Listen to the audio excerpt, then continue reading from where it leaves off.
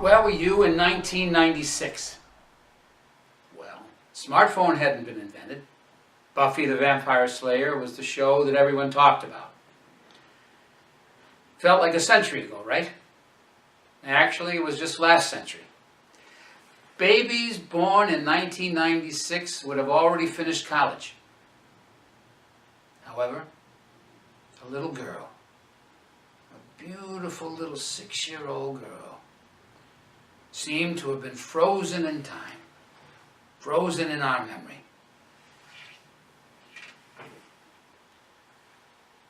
We can't wipe her out of our memory because she was brutally murdered, and we have not found her killers.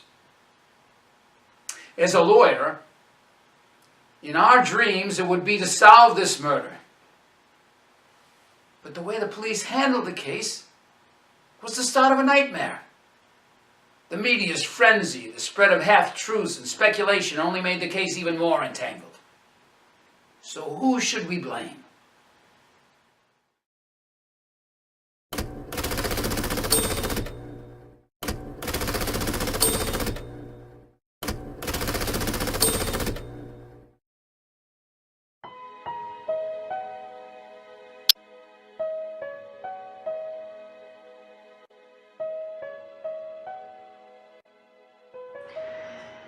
I was born in a very small town with only 450 residents today.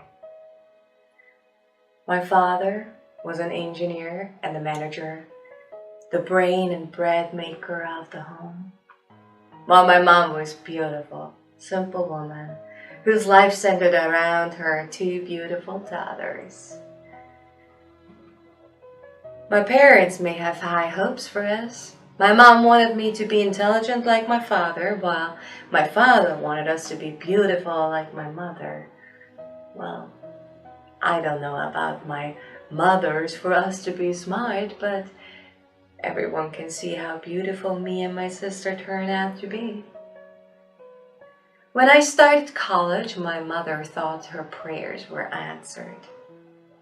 But she was very disappointed when I broke up with my high school sweetheart, the handsome, athletic, future sports anchor and director Jim.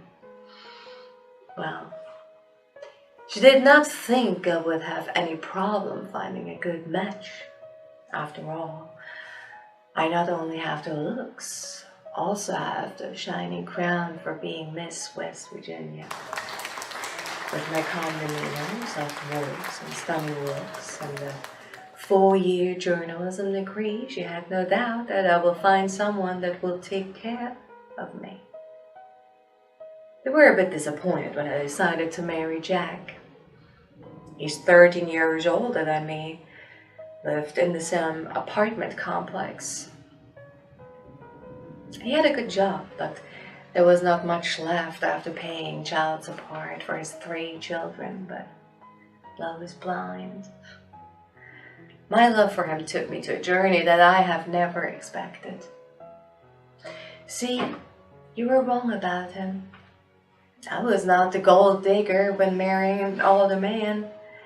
Jack worked hard and smart. I worked with him for our future. I moved around with him in support of his career. Jack did well in business. We were happy. When I was pregnant with my son in 1987, I was thrilled. Jack jokingly told me that I had to work twice as hard because soon there will be another mouth to feed when my son was born. 2 years after the birth of our son, he started a new company. 1 year after that, my daughter Jojo was born. I thought I was the happiest person on earth when I held my 2 children in my arms.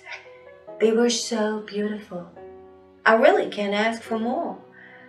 I had a loving husband and 2 gorgeous kids. I mean, what else can I ask for? But I was diagnosed with stage 3 ovarian cancer in 1993. Even though I was only 36, I was given only a 10% chance to survive. I was not afraid of dying, but I was afraid of leaving my children behind. They were so young, they needed me. So I fought. With every breath I had, I put up with intense treatment. I lost all my hair, but I never once gave up. I was fighting for not just me, but for my 2 kids. Against all odds, I survived. Cancer was gone, and my kids got their mother back. Jack's business took off also. I never knew how much we had, but we could afford houses that appeared only in our dreams. We had nice cars, boats, airplane. Jack spoiled me and the kids. There's hardly anything we did not have. People knew me as a beauty queen, but they did not know that I failed before getting the crown. Actually, I wouldn't call it a failure. I view competitions as a challenge. I cherish the triumph and the talent performance. I thank my parents for the support and wish to do the same for my baby girl. She was so pretty. She looked like a little angel and walked like a pro. She won pageant after pageant. She was so beautiful. I used to wonder if I had 2 girls, would I have had host beauty contests at home every day, like the sibling rivalry between me and my young sister? With my son, I had nothing to worry about. He was busy with video games and TV, but they were good kids. It was hard not to like us. Jack is very successful and fun to be with. The kids were beautiful, polite. We went to church regularly and never shy away on donations. But there were also good reasons for people to dislike me. Since my college years, some people said I was not pretty enough to compete in Miss America pageant. After having the kids, people laughed at my weight. When I opened my house to the public during Christmas, people said I was showing off. When I took my daughter to pageants, people said I was showing off. When I traveled with Jack on our private plane, people said we were showing off, but I did not let that bother me. I don't want to change the way we lived our lives just because somebody did not like it. But my life changed on Christmas Day, 1996.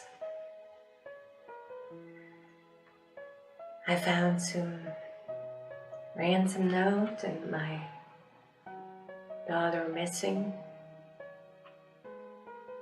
That was not bad enough. We became the prime suspect. How would I kill my daughter? I loved her. I would die for her. But with police focusing on me, I can't even grieve passing. After winning my fight against cancer, I thought I could win any battle against any enemy. But I did not know what to do, nor what to think when my daughter was kidnapped. Jack said not to worry. We will get our daughter back. I believed him because he was never wrong. When I saw him carrying her, I hoped she was okay. till the detective said she was dead. Till the moment that I believe Jack will find her and a nightmare will be all over. I was not to worry because we were willing to give whatever the kidnapper wanted. We just wanted to have our daughter back.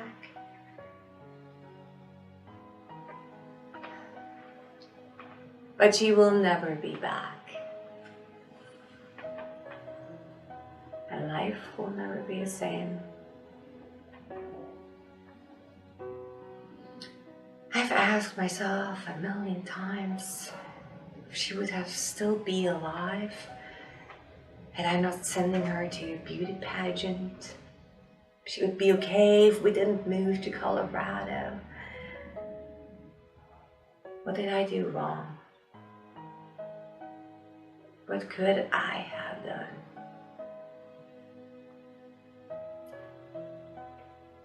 When I first lost her, I couldn't sleep. I lived the last hour of her life. How she was strangled. How she was sexually harassed. How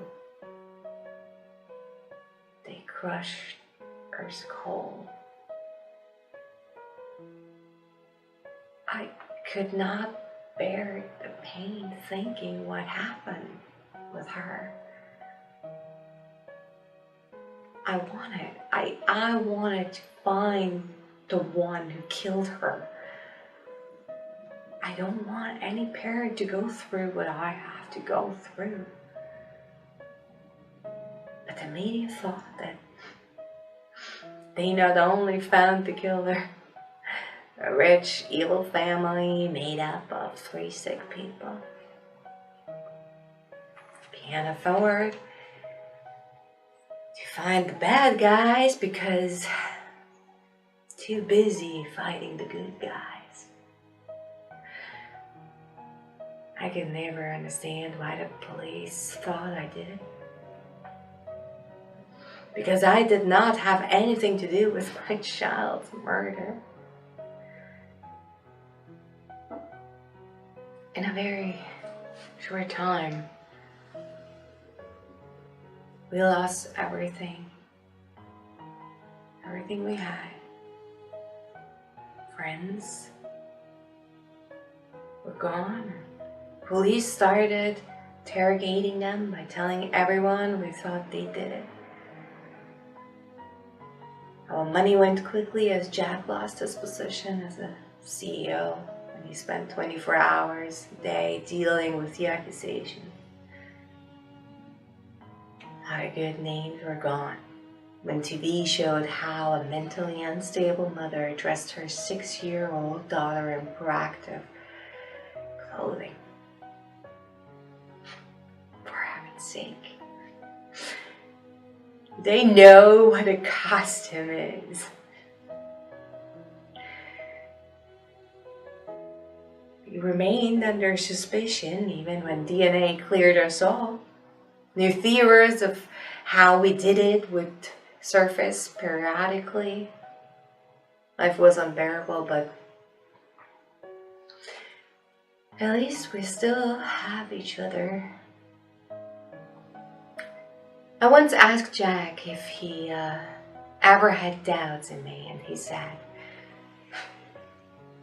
"You're crazy. Why would you even ask that question?" He stood by me through the most difficult time. He tried his best to protect me and Bernie. But I know he was a broken man inside. The cancer came back. 10 years after I lost my daughter. But this time I was ready to go. I was ready to see my Jojo. Bernie turned out to be just like his father. Calm, intelligent, and strong. They too can take care of each other.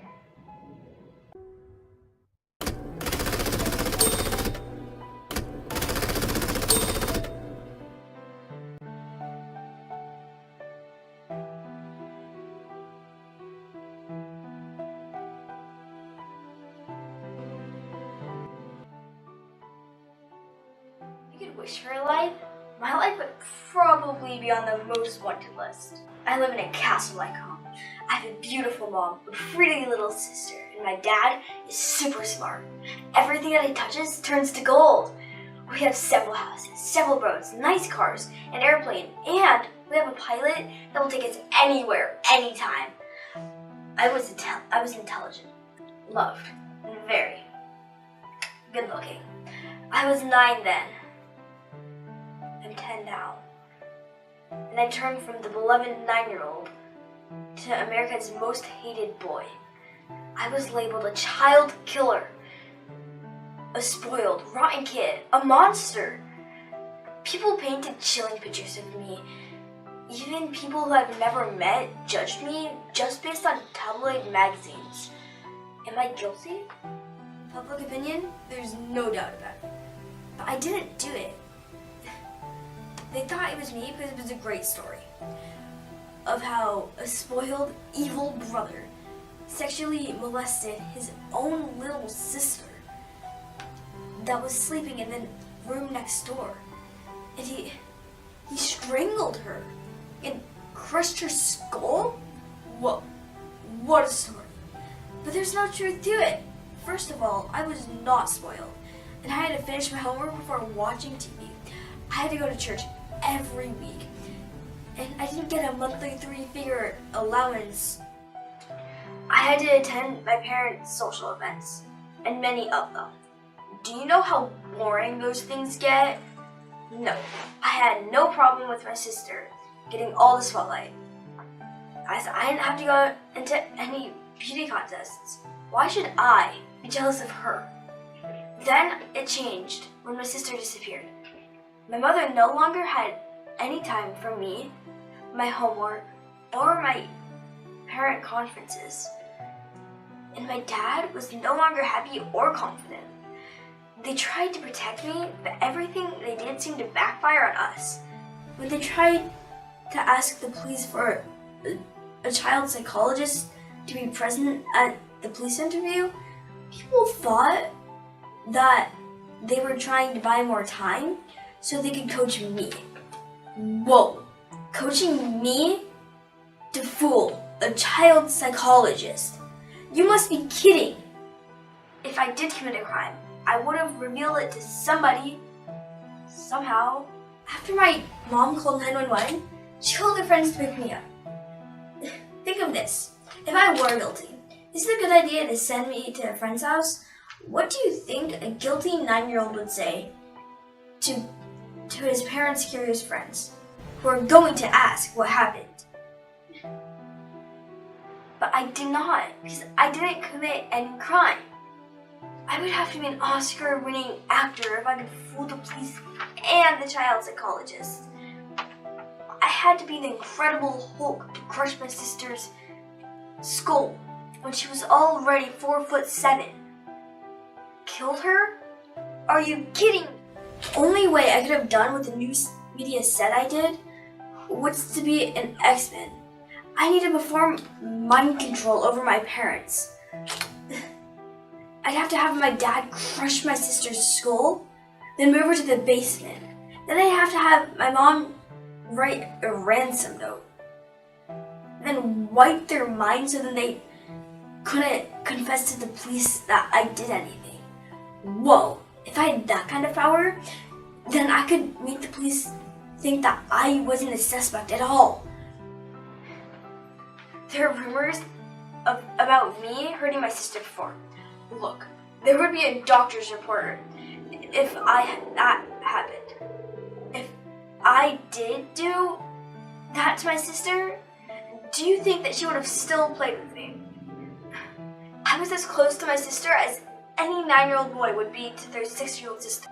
There was a debate about my demeanor during the police questioning because I didn't seem to be too upset.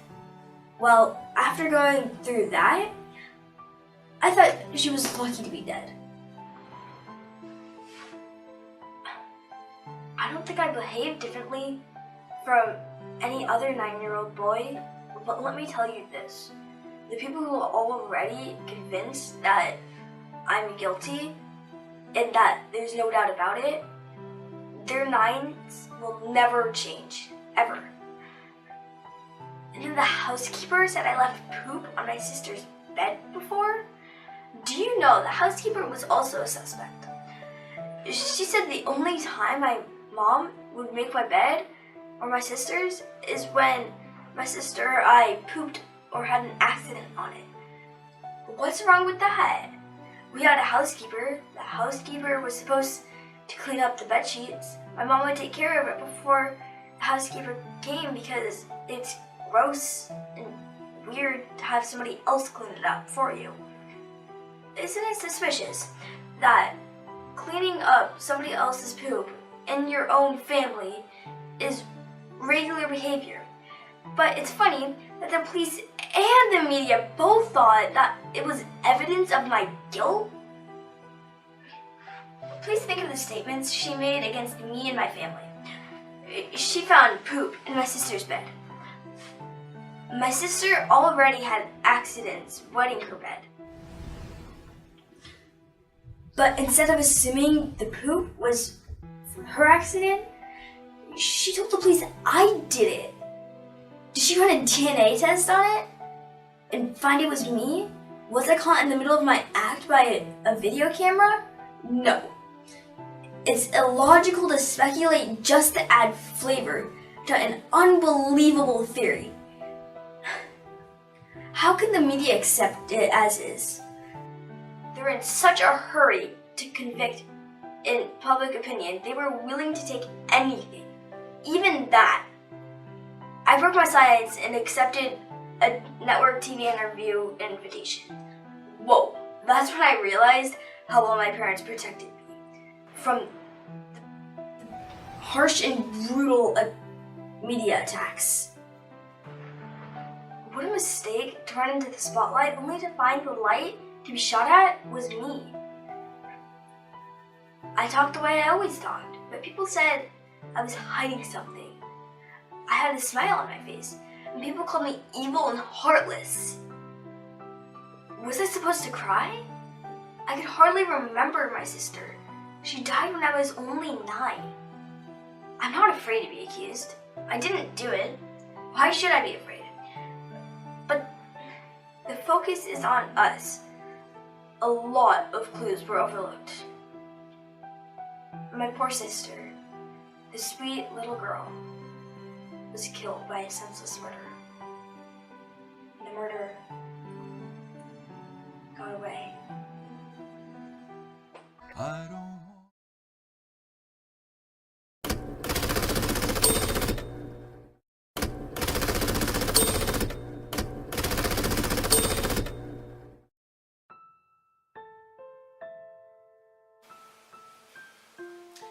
If success can be measured in numbers, then I had everything.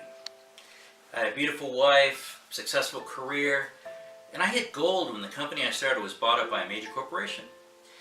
In 1996, I was the CEO and Entrepreneur of the Year. My company had over $1 billion in revenue with a personal net worth of over $6 million. I had houses, several boats, my own airplane. My wife was beautiful beyond imagination. 2 gorgeous kids, intelligent, happy, and well-mannered. Life could not have been better. But I wasn't born with a silver spoon in my mouth. I graduated from a public school, joined the Navy, married young, and had 3 children. 2 years after my first marriage fell apart, I married my beautiful 23-year-old bride. I have no idea why she fell for me, as I was already 36 years old. I didn't win her heart with my money because I didn't have any money. We lived in the same apartment complex, and that's where I met her. And then she joined my life. We started the journey to success. But life was not without challenges. The year after my oldest daughter died of a car accident, my wife was diagnosed with cancer. She was only 37. Not likely to make it past 40. Since that day, I've prepared myself for the worst every day. But nothing could have prepared for what was to come. My life changed forever on Christmas Eve, 1996, when I woke up and found my daughter missing. My wife found a ransom note, so I told her to call the police. I called the police, but my wife did not. She panicked and called the pastor and friends. Although we told all we knew to the police, it didn't help. Police waited for us for the ransom note. When the phone did not ring, the detective suggested a friend and I to start looking for anything unusual from top to bottom of the house. I started from the basement. That's where I found my daughter. Am I alone in this room? I don't want to be left alone. Where are you, the one I love most? Why did you leave me all alone? Do you know who destroyed evidence and contaminated the crime scene? It's the last thing on my mind. I just wanted to help my little girl. The detective asked you to search from top to bottom. Why did you start from the basement? We were on the first floor. But you went directly to her body, as if you knew where to look for her. Where else would I start? The question you should ask was not why I found her, but why the police failed to find her. The police thought she was kidnapped. Yeah, the police thought she was kidnapped. Is that an excuse not to look for every possible clue in the house? Searching from top to bottom? Police may have overlooked a few things, but that does not mean that you're innocent. Maybe you moved her and ripped the tape off to destroy evidence. No. If I were the one responsible, I would have plenty of time to have destroyed any evidence before the police came. I did not need to leave her in plain sight. I did not need to destroy evidence while police were in the house with the friends there. What are chances that a team expert of police would miss a body in plain sight? You know, I'd be the stupidest killer ever hoping to destroy evidence like that. The detective said you were calm before and after finding your daughter's body. Well, anyone who knows me well would tell you that I have a very calm demeanor. Is that a crime? You know, I didn't go crazy when my other daughter died in a car accident, but that does not mean I killed my other daughter. I would have done anything I could to protect my daughters if anything wished to harm them. I would do anything I possibly could to find their killers. Does not mean I should go crazy and cry and freak out. A detective heard about your travel plan right when your daughter was supposedly kidnapped. If you're not guilty, why run? Are you crazy? My daughter just got kidnapped. The perpetrator was on the loose. I had a wife suffering nerve breakdown, 9-year-old son who may be in danger himself. If you were a Marine, wouldn't you send your family to safety? But you did not allow the police to interrogate him. We let police talk to everybody after we called 911. My son was later sent to a friend's house because we don't want him to worry about him. We didn't want to expose him to the drama that day. Police talked to all of us. When they asked to interrogate my son again, I said no. I wanted to have the presence of a child psychologist for that interrogation. Remember, he just lost his sister. Your son looked guilty, as he did not feel sad for losing his He's sister. 9 years old. What do you expect from my son? We told him his sister went to heaven. For a 9-year-old son, that's not really reason to be sad. There was a feces under the Christmas tree. The report seemed to indicate that your son left it there as he left feces on your daughter's bed before. That proved how crazy he was and how much he hated his You know sister. that my son has not been back to the house where she was murdered since the crime took place. He was with us at the Christmas party, which means he would have got up in the night, pooped like a dog, killed his sister, carried her body to the basement, crushed her skull, and then went back to bed without waking us up? Is that possible? You know, if there's feces under the Christmas tree, and let's assume it was not left there by the police dog, first of all, why don't police test it for DNA so we can know who left the feces there? Remember, the house is full of detectives, friends, reporters on Christmas Day. How come no one smelled nor found this feces till the story broke in the tabloids in 2016? Like I said, you can find DNA evidence in feces, but that's probably the only way to tell who left it there. The housekeeper was also a suspect, said my wife killed my daughter. Said my son left the feces on my daughter's bed. How can a housekeeper tell whose feces it was by just looking at the feces? Remember, it was found in my daughter's bed. My daughter was known to wet and soil her bed. Did the housekeeper do a DNA test on the feces, or can she just tell by looking at it? Isn't that statement pretty suspicious? But how can you explain the pineapple found in your daughter's digestive system? Well, do you know that food can transit through the colon for up to 40 hours? My wife and I didn't recall my daughter eating pineapple that day, but it doesn't mean my son did not share some pineapple with her. Doesn't mean she did not eat pineapple the day before dinner.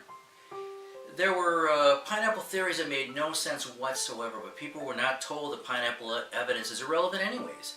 It doesn't establish when she ate the pineapple. But there was no footprint in the snow. That meant the killer was someone in your house. There were no footprints in the snow leading to the front door.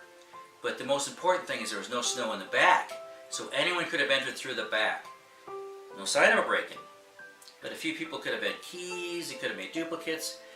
Many people also knew I never set the alarm, and there was a broken window in the basement. I broke it when I forgot my key. Anyone working in my house knew the window's been broken for a while. Yeah, I'm sorry for not fixing the window, but I thought if I lived in a very safe neighborhood, why would I fix it? But the window was too small to get through. Yeah, I broke the window because I forgot the house key. It was too small. How did I get through it to get in the house? Whether you killed your daughter or not, we can't forgive you. You sent her to those beauty pageants. It's like you rolled up the welcome mat That is so for child unfair. pedophilia. I think beauty pageants bring out the beauty and grace of a lady and a girl.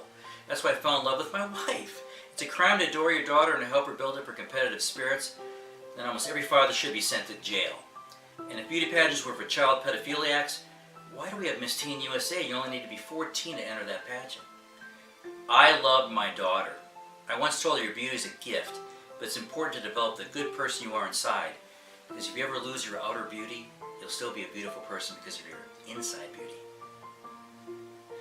She was beautiful like an angel. Police said the ransom notes were from your notepad. No, police said it looked like paper from my notepad. I gave both my notepad and my wife's notepad before they even asked for it. Do you know anyone that buys just one notepad? I bought a dozen notepads. Do you think I would inventory them or try to keep track of them? Do you realize I had a Christmas party on December 23rd and 34 people were at the house? Anyone in my house could have got paper from the standard notepad. We had a housekeeper who admitted to police that her notepad was taken also. The housekeeper's husband was our handyman. He also had access to our house. Police did not say my wife did it. They said my wife's handwriting cannot be ruled out. But there were a long list of people not ruled out based on their handwriting samples. Everyone jumped to conclusions before they learned the simple facts. People said that your daughter had been sexually abused for years. My daughter had problems with bedwetting and soiling. In the 3 years, she had 33 doctor visits. Our doctor testified again and again that he saw no signs of sexual abuse. Many people believed that your son killed your daughter accidentally, and you and your wife covered it up. You know, that is the speculation of the worst kind and very insulting to me. People once thought I did it because they said, no way my wife or my son could have the strength to crush her skull. And then someone showed how it's possible a 10-year-old son could have done it. Then it became front page tabloid news my son was the killer. I was a military officer and a CEO for many years. You know, you think I'd have the common sense to know the risks and price to pay for covering up a crime like that. I would know a 9-year-old boy would not be in any trouble if he accidentally caused the death of his sister. If I wish to lie, I can just tell police that my daughter may have ate pineapple after the Christmas party. Because that was the main evidence against us. Then we would be off the hook. But we told the truth. Nothing but the truth. Do you know the scientists said food can stay in your digestive system for up to 40 hours? The pineapple in our system was not the evidence. It was tabloid trash. We are innocent. But how could anyone know about your bonus of $118,000, which is the exact amount of ransom demanded? Sometimes you don't know how stupid you are until it was too late. After my daughter's murder and with all the lights focused on us, I realized that we had been an open book because our home was on the city's Christmas tour list. There's thousands of people in our house that we did not even know. My wife even made a tour video in our house showing every room with my 2 children in it. Many of the guests came to our Christmas dinner knew about my work and may have heard about my big bonus. There's a story about my company, and the person who interviewed me was also considered a suspect. But if there were other suspects, why didn't we hear about them? Because we're the better story. The beautiful mom killed the beautiful daughter, or the rich dad molested and murdered his little angel. We're talking about a 21-year-old crime. If there's no juice to it, who would have bought the papers? So who else could have done it? Well, almost everyone named as a suspect filed a lawsuit, so I'm just a John Doe. And everyone I mention are just a figment of imagination, okay? Now, the first one could be the Santa. We had a friend who played Santa at our Christmas party. His son served a 2.5-year sentence in prison for conspiracy, aggravated robbery, and kidnapping. The son had no alibi on the night of the murder. However, DNA cleared Santa and his son. But remember this, DNA also cleared me, my wife, and my son. But most people still think we did it. Another problem-seeing suspect is a convicted sex offender who had been seen hanging around the alleyway at the back of the house. He went to jail for raping a 7-year-old girl. His friend said he had called a friend the day after my daughter's murder, saying he had done something terrible to a little girl. A year later, he attended my daughter's memorial service. 4 years later, 2 weeks before the Christmas, he was arrested for trespassing. The police who made the arrest found a stun gun, a photo of my daughter, and an ode to her in his backpack. There's another man who may have done it too. He was found dead 2 months after my daughter's murder. He was ruled to have shot himself the day after the district attorney announced that they were closing in on my daughter's killer. He had a pair of high-tech boots, which seemed to be the exact match of footprints found on the crime scene. He has a stun gun, which matches the mark on my daughter's body. And he had a baseball cap with the letters SBTC on it, which are also on the ransom note. And police found a videotape of a news story about the unsolved kidnapping and the murder of my 6-year-old girl. But again, it was a dead end when he died. Did his partner in the crime kill him? We'll probably never know. Remember I told you I was interviewed by a freelance journalist? His girlfriend called the police and said he had stormed out of the house on Christmas night and came back the following morning with muddy clothes. He became furious when he saw news reports of my daughter's death on TV, and he showed a sweatshirt with letters SBTC. He was even a friend of the suspected Santa. However, police cleared him when his name came up in my book. He sued me. Do you know what happened after I lost my little girl? I had to quit my job and move away. For that I lost the wealth I had worked so hard for. My one-time $6.4 million equity disappeared quickly when I started paying attorney fees. My friends were gone when police told everyone that I thought they did it. My wife died of cancer when she was 49. Poor girl, she was fighting a losing battle. When she smiled on camera, people said she was heartless. When she cried, they said she was acting. When she called 911, the operator claimed that something was wrong. Listen to the tape. What was wrong?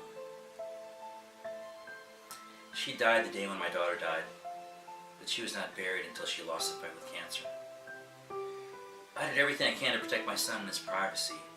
He had a normal life till someone decided he could be the spice, making the story juicy again.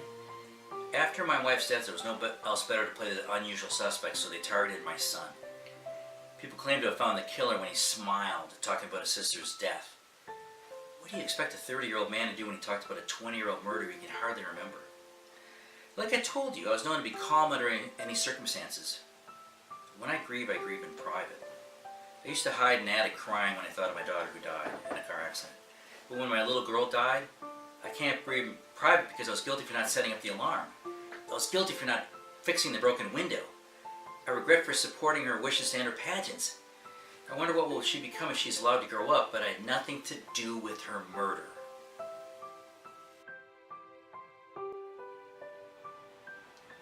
Who? Do you know who killed her?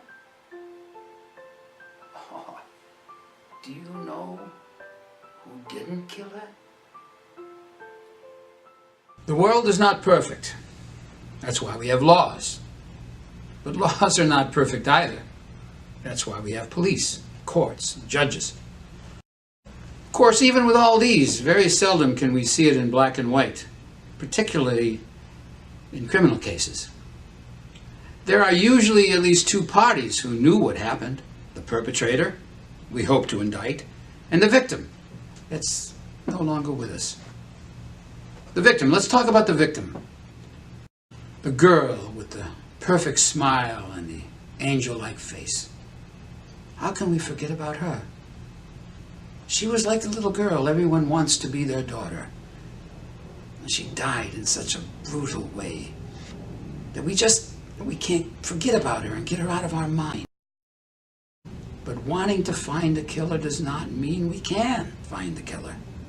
Especially after 20 years. The trail turned cold, the witnesses died, and the chances of finding a killer is now close to zero. But we never forgot about her, and the law enforcement never gave up. But who killed the little girl? We can blame the police for failing to preserve the crime scene. We can blame the father for leaving the window broken. Can we blame the mother for showing off her little girl at beauty pageants?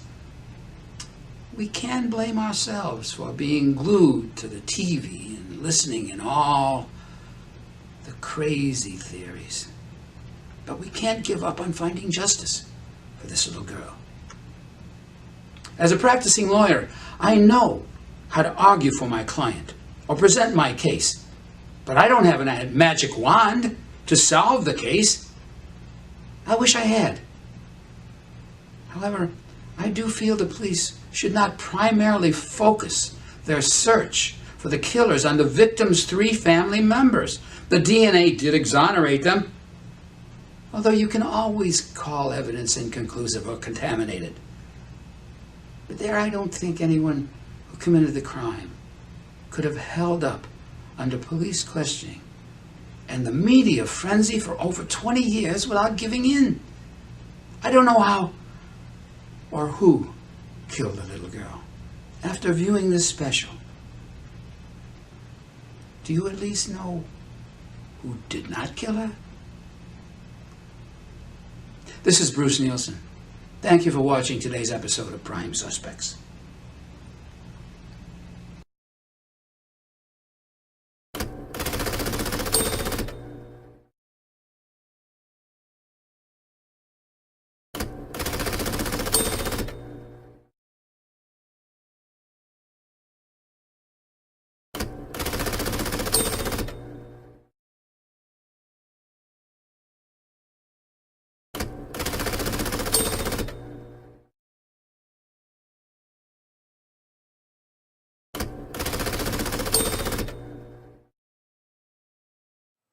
Why am I alone in this room?